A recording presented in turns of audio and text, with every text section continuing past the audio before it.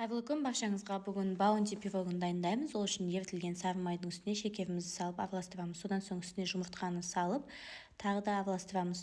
Ұнымызды, қамыр қопсықшымызды және какаомызды үшеуін електен өткізіп араластырып қоямыз.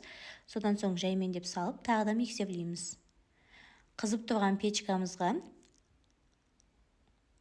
формамызға құйып, пирогымызды пісіріп аламыз.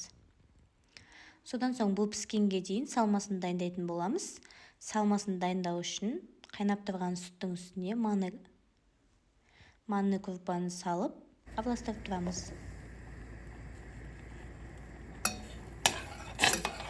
Содан соң астына отты өшіріп, үстіне шекер салып араластырамыз. Және ерітілген сары майымызды құямыз.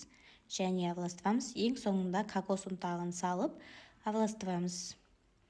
Бұған дейін пирогымыз піседі. Пирогымызды алып қоямыз. Суығанша, суыған соң осы салмамызды пирогтың үстіне жағатын боламыз.